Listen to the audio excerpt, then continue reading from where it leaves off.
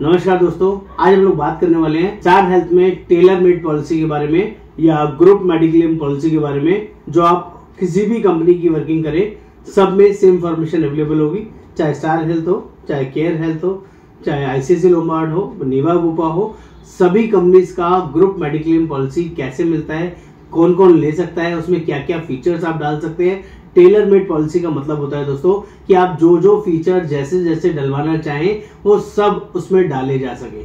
उसकी क्या minimum condition है, कितने एम्प्लॉइज होने चाहिए, किन लोगों के लिए पॉलिसी अवेलेबल होगा, किन के लिए नहीं होगा, वो सारी वर्किंग मैं यहाँ पर आपको बताने वाला हूँ, समझाने वाला हूँ। आपको इस वीडियो को प्लीज एंड तक देखना है। तो फटाफट से देखते हैं कि इसमें स्पेशल क्या है, ग्रुप मेडिक्लेम पॉलिसी कैसे और क्यों ली जाती है, इसकी सबसे अच्छी यूनिक फीचर्स क्या है। तो कुछ भी बताने समझाने से पहले इस चैनल को सब्सक्राइब करना, शेयर करना, कमेंट करना जरूरी है दोस्तों, जिससे आपको सारे लेटेस्ट अपडेट्स मिलते रहेंगे और पूरी नॉलेज होती रहेगी। मेरा नाम योगेंद्र वर्मा है, मैं पिछले 22 साल से इस इंडस्ट्री में हूँ और लोगों को जेन्युइनली हेल्प करता हूँ एक सही पॉलिसी चूज करने के लिए।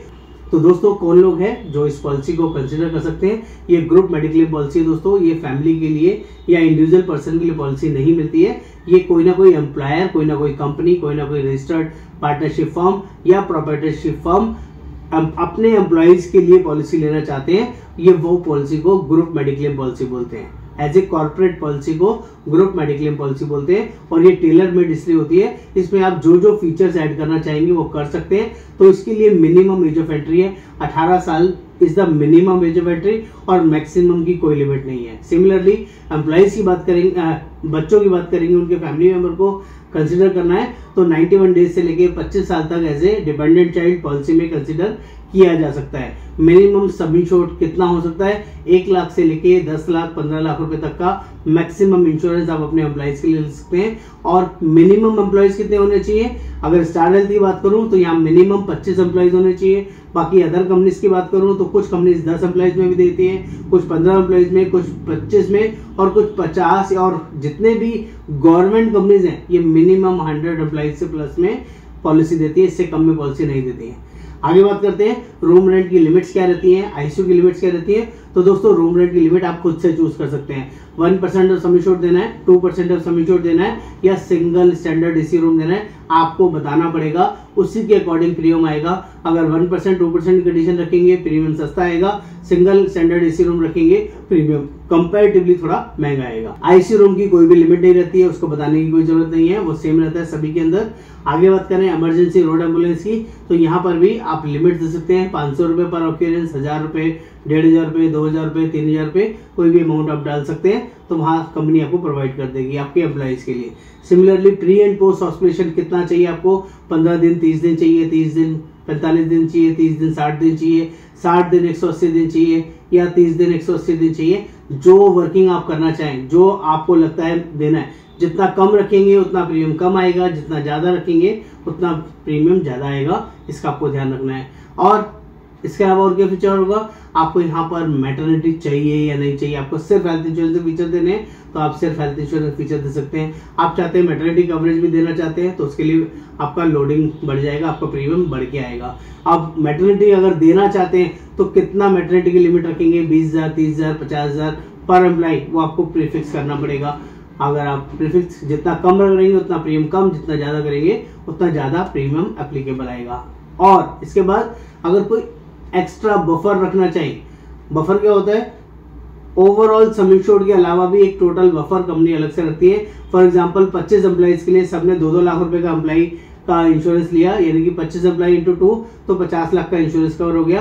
कंपनी साथ में 10 लाख रुपए का बफर और ले लेती है। अगर मेरे किसी एम्प्लॉइज का 2 लाख रुपए से ज्यादा का क्लेम आया, बिल आया और मेरे पास 10 लाख का बफर है और मेरा अच्छा पुराना एम्प्लॉय है, तो कंपनी 3 लाख 4 लाख के क्लेम में, 3.5 लाख के क्लेम में 1 लाख 1.5 लाख और उसमें से दे सकती है, ताकि उसका बाकी अमाउंट भी कैशलेस हो जाए एज पर एम्प्लॉयर कंसिडरेशन। तो बफर अमाउंट भी आप रखना चाहते हैं या नहीं, आपको बताना होगा। 5 लाख, 10 लाख, 20 लाख कि वो किसी एम्प्लॉइज के लिए आप बोलेंगे तभी यूज होगा, अदरवाइज यूज नहीं होगा। Very very unique feature.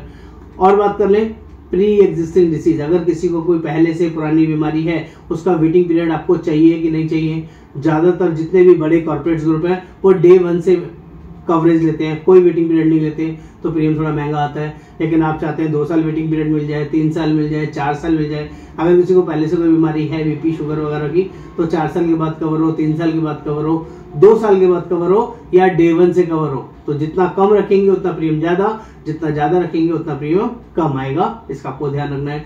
Similarly बात कर ले operation need, stone, cataract, hernia, solid piles, ये भी ज्यादातर कॉर्पोरेट हब्स डे 1 से कवर कराते हैं, कोई वेटिंग पीरियड नहीं लेते। अगर आप नहीं वेटिंग पीरियड नहीं लेंगे, प्रीमियम थोड़ा महंगा आएगा, और वेटिंग पीरियड लेते हैं 1 साल या 2 साल के बाद कवर कराते हैं, तो आपका इनिशियली कम आएगा। ये आपको ध्यान रखना है, ये आपको बताना पड़ेगा पॉलिसी लेने से पहले। एक ये बेसिक फॉर्मेट है, इसको आपको नोट करना है, स्क्रीनशॉट लेना है।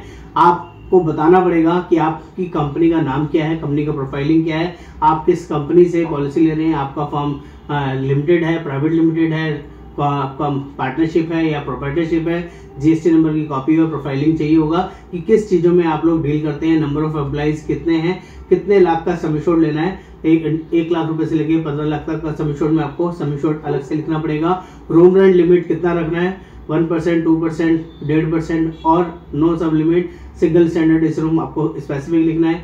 आपको प्री एंड पोस्ट बताना पड़ेगा, 15 दिन, 30 दिन, 30 दिन, 60 दिन, 30 दिन, 45 दिन, 30 दिन, 120 दिन, जो भी आप रखना चाहें वो आपको स्पेसिफिकली लिखना पड़ेगा। आपको लिखना पड़ेगा प्री एक्सिस्टिंग डिसीज कब से कवर करना है, 4 साल, 3 साल, 2 साल या डे 1 से कवर। ऑपरेशन नीड आपको बताना पड़ेगा 2 साल, 1 साल या 0 डे से पहले दिन से कवर। आपको सिमिलरली बताना पड़ेगा आपको एक्सीडेंटल डेथ कवर भी उसमें चाहिए कि नहीं चाहिए एम्प्लॉइज का, 5 लाख, 10 लाख, 20 लाख, 25 लाख वो आप ले सकते हैं। सिमिलरली आप ये मैटरनिटी कवर भी आपको एम्प्लॉइज को देना है या नहीं देना, देना है तो कितना देना है, और वेटिंग पीरियड उसका क्या लगाना है, 0 डे से कवर कराना है पहले दिन से, 1 साल के बाद कवर कराना है, 2 साल के बाद कवर कराना है, 20,000, 25,000, 30,000, 50,000 लिमिट देनी है। वो आपको पहले पॉलिसी में कोटेशन लेने से पहले सारी ब्रीफिंग शुरू में ही बतानी पड़ेगी। ये स्क्रीनशॉट लेके रख लीजिए। और बफर, आप कोई बफर रखना चाहते हैं कि नहीं, एडिशनल सम एश्योर्ड के अलावा 5 लाख, 10 लाख, 20 लाख का, वो भी आपको बताना पड़ेगा। ये कोटेशन लेते हो, इसका फॉर्मेट क्या है, इस फॉर्मेट को समझ लीजिए। आपको सीरियल नंबर, आपको नेम, डेजिग्नेशन ऑफ एम्प्लॉय और उसका डेट ऑफ बर्थ, उसकी एज और उसका सम एश्योर्ड यहाँ पर लिखना होगा। सिमिलरली अगर कोई राम है, राम की डिटेल आपने भरी, उसके साथ उसकी वाइफ है, उसके बच्चे हैं, तो उसके साथ वो वाइफ और बच्चे भी ऐड कर देंगे। वहां पर एम्प्लॉय कोड नहीं आएगा। सीरियल नंबर के बाद एम्प्लॉय कोड मैंने बोला था, एम्प्लॉय कोड 001 करके बना लीजिए। वाइफ और बच्चों के आगे 001 नहीं लिखेंगे। जब नंबर 2 विजय का नाम आप लिखेंगे, कोई दूसरा एम्प्लॉय है, तो उसके बाद 002 एम्प्लॉय कोड में चला जाएगा।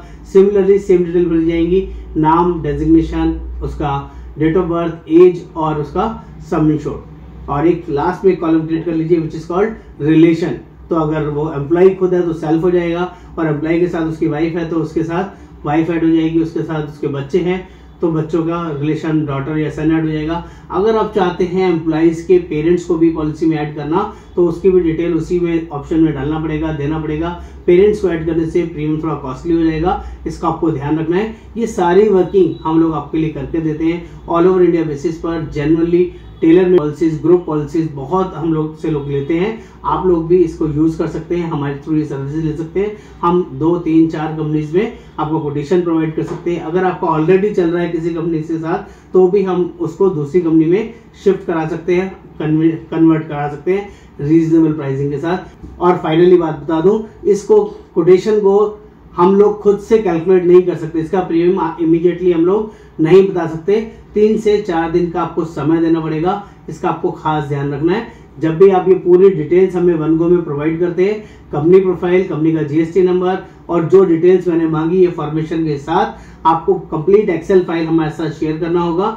एक बार सेवा का मौका दें, हम लोग all over India basis policy provide करते हैं। नमस्कार, आपका दोस्त योगेंद्र वर्मा।